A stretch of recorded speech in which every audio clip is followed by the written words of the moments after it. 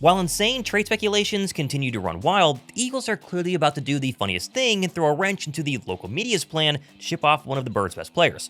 Although hear why ESPN thinks adding a veteran wide receiver needs to be a top priority in the coming weeks, plus what Lane Johnson said about Saquon Barkley heading into year 2 despite big expectations from the passing game. I'm Thomas Mott, this is the Thomas Mott Show.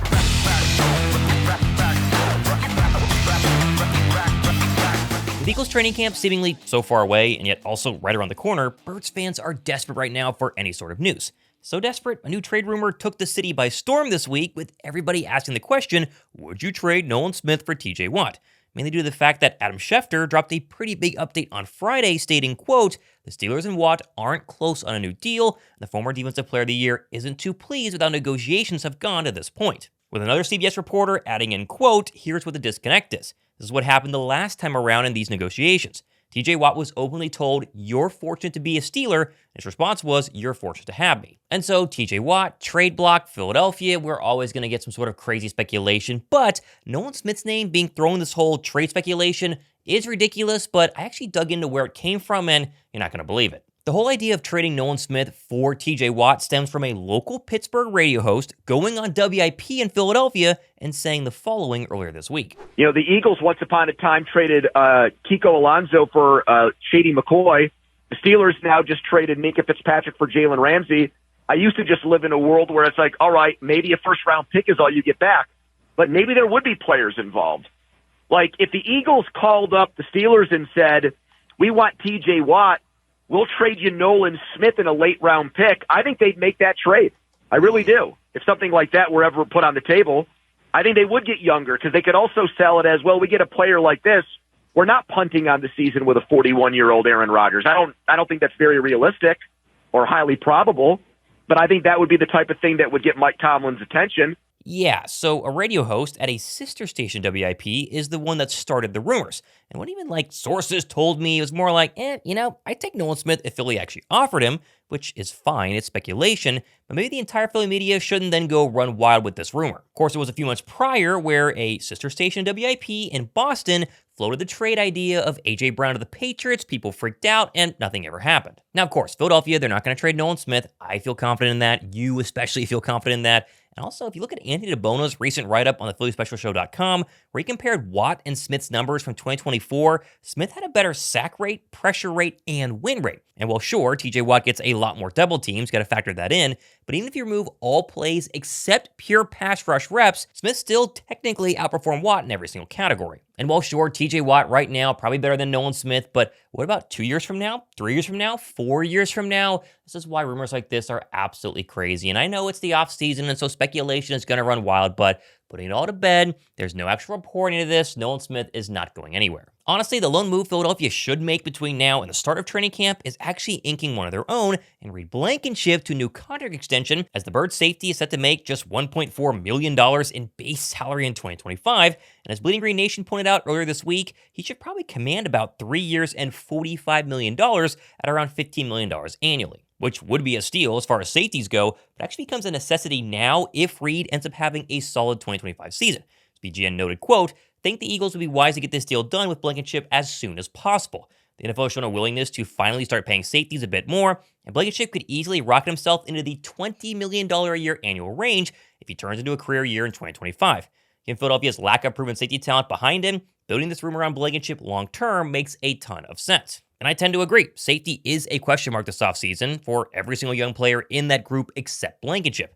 With so many of his teammates raving about him week after week the previous season, I think he is severely underrated. I personally would lock him up now, save a little bit of cash going forward, hope he goes off this year, and feel very, very happy with what you paid him. And this would be the funniest thing Philadelphia could do right now, because all the media is talking about TJ Watt, this big splash, get this guy, get that guy, and Howie sits back and goes, you know what? I like the idea, but how would I do a typical Howie move and sign a promising young player at a position of need to a contract extension in-house a year early? That way we save some money, ink him up, make him happy, and then safety group is pretty much set. Now, of course, don't mention all this to ESPN, as they suggested just the other day that Philadelphia should sign a wide receiver before training camp in the aging veteran variety of either Tyler Boyd or Keenan Allen, both technically solid slot options in an offense that honestly doesn't really need them. But I'll play ball because it's the offseason, so let's say Philadelphia didn't have that much faith in Jahan Dotson this year. as of course we all know they do, Boyd or Allen technically makes some sense. Boyd is the cheaper, pure slot option, but coming off a very down year in 2024 with 0 touchdowns and only 390 yards. Allen, honestly, still surprised to see on the actual market because last year, even at his age, caught 70 passes and 7 touchdowns in that terrible Bears offense and might be an interesting sort of ring-chasing option one last time. But this is not the 2020 Eagles or the 2021 Eagles. This is not a team that needs wide receivers. I know that. You know that. I don't know why ESPN doesn't even know that. I guess the whole question would be, if you don't trust Jahan Dotson, but I'm pretty sure they do. And so are they going to go sign Keenan Allen tomorrow or the day before training camp? I would put that at a very low percentage, like 5-10%. Still, the fact that Allen and Boyd remain unsigned right now might mean they're waiting for a team that needs help during training camp. So I guess it's at least nice to know that if an injury, knock on wood, heaven forbid, were to happen, or Dotson was struggling, Philly has solid options on the free agent market to go and grab. It's always a good thing to have. Now, moving back to players for sure on the Birds roster this year, we got a very small sneak peek at Saquon Barkley's conditioning level just a few weeks out from training camp, and of course, he looks 100% ready to roll. Not that that's a surprise, because Barkley is one of the athletic freaks of the entire NFL world, but you better believe he's going to try and back up his 2,000-yard explosion in 2024 with something just as special in 2025. Which is actually what Lane Johnson talked about at length during his hit this week on the Pat McAfee Show. If we wanted to throw the ball 60 times a game, our receivers could have 2,000 yards. But we have a running back, that can get that on the ground. So I just think, what Saquon was able to bring to our offense made everything so much easier. When you have a running back that can do that, it sets up play action. And when they want to stop the run, you're going to have to play one-on-one with AJ and Devontae outside. So I've said all offseason long that I bet Barkley has a slight pullback in touches and yards, but nothing major. If that were to happen, as Lane pointed out, just means that Devontae Smith, AJ Brown, Dallas Goedert are dominating as they usually do on the outside. So defenses, good luck, pick your poison. Moving over to some jersey news, and there's been a ton of buzz about Philadelphia this week debuting another alternate uniform for the 2025 season. Mainly started after A.J. Brown posted these 2 pictures to his Instagram, hinting at a green-on-green sort of color rush combo that does look pretty sweet. That then paired with this picture of a white Kelly green Saquon Barkley jersey at some store I guess you could go ahead and buy right now, sparked an uproar on Twitter that fans were hoping for a brand new fresh combo. But apparently that's not going to be happening this year. According to CBS's Jeff Kerr, who noted on Friday, the Eagles are not amongst the league teams that are getting new alternate or throwback uniforms this year. Those teams are the Commanders, Chargers, Bucks, Saints, Steelers, Seahawks, Packers. They're the ones that's getting them. However, I'm not going to squash your dream just yet because this could become a reality in 2027. As Kerr noted earlier this year, the Eagles will be getting a new uniform, think City Connect, in 2027 as part of the NFL and Nike Rivalries program, which the NFC East will be a part of in 2027. So right now you get the standard Eagle uniform, you obviously get the away Eagle uniform, you get the black uniform, that's kind of their alternate right now, and then of course the Kelly Green throwbacks, which honestly are still awesome. I'm not going to complain, they keep winning in those uniforms, but 2 more seasons, not this year, 2027, when you could get an alternate uniform, and my guess would be some sort of green on green. Now, flying back to the whole TJ Watt and Nolan Smith situation, and of course, Nolan Smith's biggest fan is Josh Davis, the Philly Special Show. We do a live show every single weekend. Of course, I brought this up to Josh to see his reaction, and I think you guys are going to like it. Nolan Smith, this hypothetical, because TJ Watt might be available for a trade, rumors of teams checking in. So who do you trade for him? And I don't name the names to give any credit because it's just lunacy. But Nolan Smith was the hypothetical of being looped in for a trade for TJ Watt and a pick. It's crazy. It's idiotic. I know we've both talked about it on our own individual shows, but it's just that time of season. We'll just say that. It's that time of year. We just throw things out there. Well, hey, what about this one? But it's, come on. Get out of here. It just does not make any sense for a trade of a TJ Watt. The funny thing about all of this, Josh, and I talked about this on a recent show, this all stems from, because we talked about TJ Watt, off and on the entire offseason. Most of us, at least you and I, have been saying it's not possible, it's not going to happen, along with Trey Hendrickson. But TJ Watt's been thrown around, right? Because he's upset about his contract. He's going to want $39+ million a year. And so they just gave Jalen Ramsey 26. Get me out of here. You get the deal.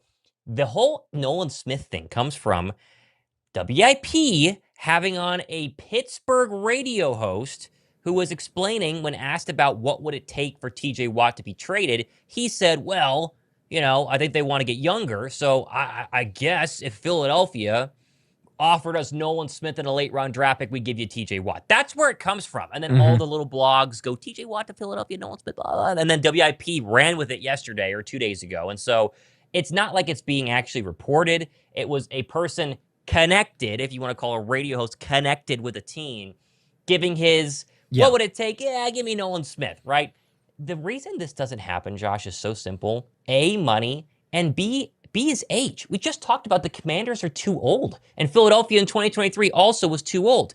I'm not saying TJ Watt is too old. Only had 11 and a half sacks last year. I think the TJ Watt, who gets 19 and a half, 20 sacks a season, he's around that area. 17 and a half is a very common number. I don't know if we're going to see that again. We might get it for one more year, maybe, but I think he's kind of an 11, 12, 13 sack guy, which is really good. But could Nolan Smith get to that number this year? If Nolan gets to 9 and TJ Watt gets to 13, and you're paying Nolan Smith $3 million this year and TJ Watt $39 million a year, $39 million this year, no one in their right minds would do that trade right now. If I told you 17 for TJ, 9 for Nolan, what would you do? The other factor, Josh, I think Nolan Smith truly has kind of taken over the mantle from Brandon Graham. And I think Philadelphia loved Brandon Graham for so many years. They always want to have a Brandon Graham on the Eagles football team. That doesn't be an edge rusher. It just happens Nolan Smith is an edge rusher, and it's just like Brandon Graham. We've met him multiple times. He's met Brandon Graham multiple times. They're very similar in terms of their personalities.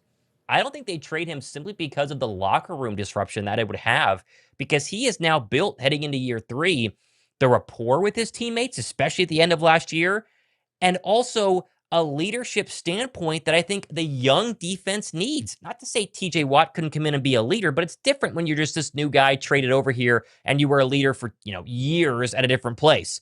I think trading Nolan Smith really comes down to money, age, and truly the locker room that would not want to see him leave. And so obviously it's not going to happen. If Howie wanted to make a trade, he would have done it by now. There's just no world where they would give up capital for TJ Watt and then give him $39 million a year for 3 seasons, especially with the contracts the way they currently are, the need for Jalen Carter. You just dropped a video about Reed Blankenship. He needs a new deal, about $10 to $12 million a year. It's just not going to happen. And it's just funny how you get a radio host to say that Nolan Smith should be involved, and that becomes the rumor that the Eagles are shopping Nolan Smith, and then everyone goes crazy. Yeah, because, well, and the other element to that is the Pittsburgh radio host was coming on from the sister station of WIP. So wow, amazing how that works. These stories sometimes tell themselves. So we got to make this thing up here a little bit. Not that it was. I don't know. Yeah. I don't have any sources to say that was legit there, but it's just strange when you have an interview guest from a sister station and go, hey, it'd be kind of nice here. We just start a little something, have a talking point. Which, we're talking about it too. I get it. I know some people are like, yeah, but you guys, yes, because it becomes the story, it becomes the initiative. Everyone has a take, and we're surprised because we've also seen there's polls out there of people that are voting on this thing, and like 38% would do the trade. They say they would do the trade. So that to me was the most alarming thing, regardless of what they're trying to stir up just nonsense and hypotheticals. Right. It's just the mindset of like, okay, do people really fully appreciate and realize what Nolan Smith brings to this team? So, that people knew this before I even say it, but I'm 100% in favor of everything that you're saying for Nolan Smith. But it's also the element of what does it say about the Eagles as an organization? Like, there's a reason why they're viewed from almost every player around the league differently than other teams, because there's typically a little bit more loyalty. Like, players want to play for Philly because if you come here, you're going to be appreciated and you're going to be paid like that. You're going to be treated like that.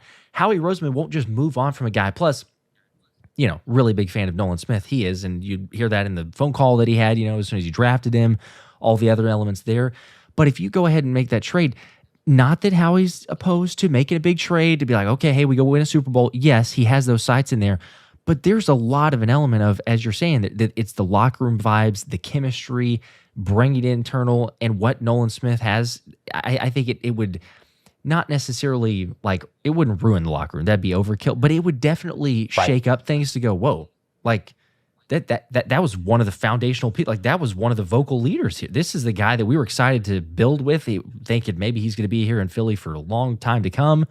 And just like that, he's traded away for a TJ Watt. Yes, TJ Watt's good, But I'm with you, and shout out to Anthony. I was pulling up the article that he most recently wrote, but just the breakdown of Nolan Smith and TJ Watt's sack rates and true pass rush win percentage.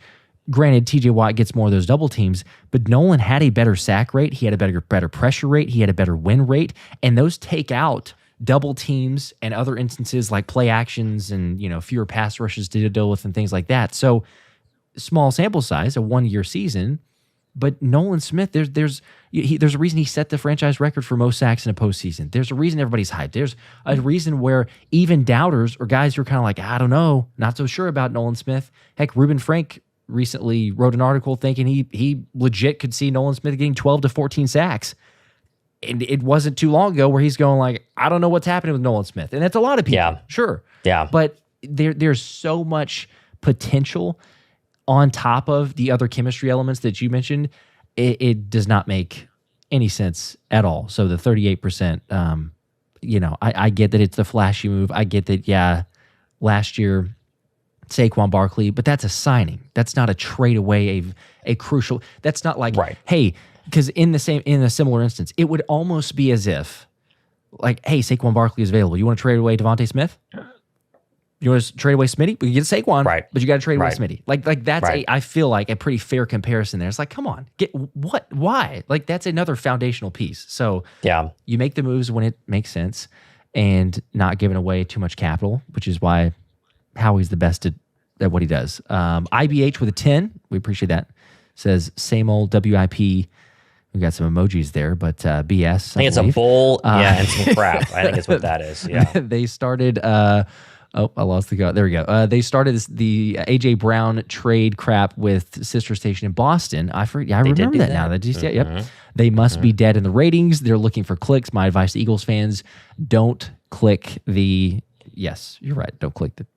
Great point on the AJ Brown thing. It was the exact same thing because it was the sister station in Boston who came out and said AJ Brown linked him with the Patriots, and we went down that rabbit hole for a good 2 weeks. And you and I were saying the entire time this isn't happening, and now you have a sister station somewhere else also throwing it in there. Now I actually worked for this overall station like Odyssey, like the station in Atlanta here, same with Philadelphia. I was never privy on conversations about making up trade stuff. And so whether they do it or not, I have absolutely no idea. But I do know that July 3rd, the ratings are dead on WIP because it's the off season. And obviously you look at our channels numbers are definitely down as well. They're not as down as much as WIP's numbers are down. I'm pretty sure of that. But it is the off season. And so when you have a 4-hour radio show like these guys have to do every single day, you got to fill 3 14-minute, essentially, segments an hour. So 3 times 4, 12, 13-minute segments an hour, what a 4-hour radio station comes down to. And again, I used to do this. So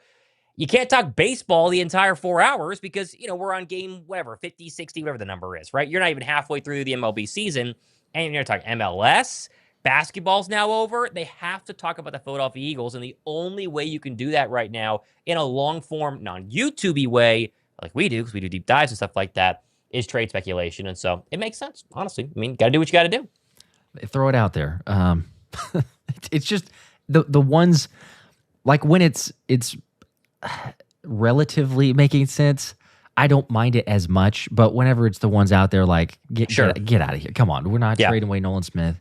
Yeah. The salary cap ramification, the chemistry, all that goes into play. So, like you could throw out other guys, and I made the, like, Darnell Washington was the talk before Donald Parham got injured because you're like, well, hey, there's some surplus there. And then the trade of Jonnu Smith. So it's, well, maybe you could see if there's an availability because a third tight end, if Howie views that, and you could trade away for, we have so many draft picks next year. You could easily part with 1 or 2 of those and be like, hey, you wanted to get a really dominant elite pass blocking or run blocking, pass blocking tight end for Saquon Barkley? Absolutely. But, that's more along the lines of, okay, maybe something like that versus when we want to trade away, or the speculation of trading away a vital piece like a Nolan Smith. Cranky says, I wouldn't trade Nolan either, but I'm sure Josh panicked just a little when he first heard it. Yeah, Josh would have like a funeral. That'd be a fun video to watch. Josh's reaction to Nolan Smith getting traded. I would look on that video. That'd be very fun. Okay, so I did not panic. It is fair. If that happened, absolutely, there would be, I don't even know what the emotions would be. There was no panic whenever I saw that. If anything, it was just like, extreme irritation, like frustrated, irritated, because I'm like, what are we doing? It's the stupidest thing out there. But no, like whenever I saw it, I also was very much like we say, there's things that when you see them, you're kind of like, oh, hey, maybe that happened. Maybe that's a possibility. There's others that are out there that are like, get out of here. There's just no chance. And so that was one of those categories. But yes, if at some point, I mean, I will make a reaction video. You know that if something like that were to happen, it may take me like a week. I might have to take some bereavement, and then I'll come back and be like, all right, we're finally in a better place. But let's see. We've got another super chat actually from Matt. Another 2. Appreciate that. Says ratings never drop for you, or never drop for you too. There we go. Well, Matt, we appreciate you. Says, hey now. And they don't. Now, again, Josh and I now do this for a living. And so we are very privy to our view count and stuff like that. We know the offseason is a dip overall. But it is true. I mean, the number of you guys that still support and watch our shows in late June and July is not overlooked by us. And we greatly appreciate it. When a video hits 30,000 views and 40,000 views, and you guys know there's not much to talk about, and we're, doing deep dives into the NFC East, and you're still watching, we obviously greatly appreciate that. So we thank you guys for that. And we're almost there. Josh and I were talking before we came on live. We have next week, okay? The week after, okay? And then that following week, they report. Like we're pretty much there. And by the time they report, you get like a couple of weeks of practices, and then they got a preseason game. And you're like, oh my gosh, we're going to talk about preseason game. And then, so it's going to snowball here very quickly. But you got about 2 more weeks of what will likely be very dead stuff unless someone signs, which you talked about on your show today. Mm-hmm. Because if they were to do Justin Simmons, they were to do somebody else. I saw Keenan Allen's name was thrown around because he remains unsigned. I don't know if I'd do that, but his name was thrown around there. Tyler Boyd's name was thrown around there. I mean, a couple of guys. So if they were going to get there before training camp, they'd sign the next couple of weeks. But either way, that does lead to the Clouder of 3 super chat here asking, have they signed Makuba yet? I don't believe so. I think Drew Makuba remains unsigned as of right now, Josh. So not that that's a problem. He's been practicing. Devontae Smith at this charity softball game said he's been very impressive. Couldn't pronounce his name, which I thought was pretty funny. But no, Drew Makuba is unsigned. He will be signed before day 1 of training camp. This is not a, Cincinnati Bengals situation. It's going to happen. Right. Yeah. And we saw the same from Keely Ringo in the past. Landon Dickerson. There's one other that I'm drawing a blank, I think, but it's almost every single year. There's one player that takes a little bit longer for whatever, if it's a little bit of guaranteed money, just a little wording specifics that they're haggling over in the contract. Sure. But I'm with you. There's not a concern. We don't have Makuba Drew going on there and like slandering the Eagles, which since he doesn't know what they're doing either, but like, I don't know who you are as a rookie to like take shots at the organization that just drafted you, but that's a whole nother story. So we don't have that issue. Drew's going to be fine. And we'll let everybody know when he does officially sign, but there's no reason to freak out and get concerned. I was going to mention as well, because you were talking about quickly training camp will be here. We'll start covering those details. We'll have preseason. And the thing that I'm really looking forward to as well is the game streams. So we'll obviously have the game streams during the regular season. We have the preseason as well, kind of the trial run, shake the rust off for ourselves and try out some new things. So exciting things planned. Stay tuned for that. People looking out for the game streams. But we'll have those all throughout the season and some new reveals. We'll just say that for right now. Some new reveals trying to make it streams, and should be fun. Trying to make it more and more interesting because if a lot of you guys had the game on, and then you have us on, and then some of you guys are like driving, so you have us on listening. Some of you guys are just watching us. We're trying to make it as interesting as possible because we had quite a few streams where it was like over 100,000 people, have clicked on it and watched, and so we want to make sure we're giving you guys a upgraded product year to year. Draft coverage I thought was upgraded. Our draft night stuff was fantastic. We're working on more stuff like that. So obviously stay tuned for that, and we'll debut that a little bit during the preseason, but obviously that Thursday night opener is going to be highly watched. I think it's going to be a lot of fun. So we can't wait. Now, we got plenty more stuff happening the next couple of days and weeks. Happy 4th of July weekend. You guys watching on a Saturday or Sunday here. Hope you had a great time with friends and family. Enjoy the time off, and we'll get back to our regular scheduled programming heading into the final 2 dead weeks before training camp. Just pumped to have some real news to talk about and not crazy trade speculation, although I'm sure there might be more in the next couple of weeks. So batten down the hatchets and be sure to go ahead and subscribe. Thomas Mott, this has been the Thomas Mott Show.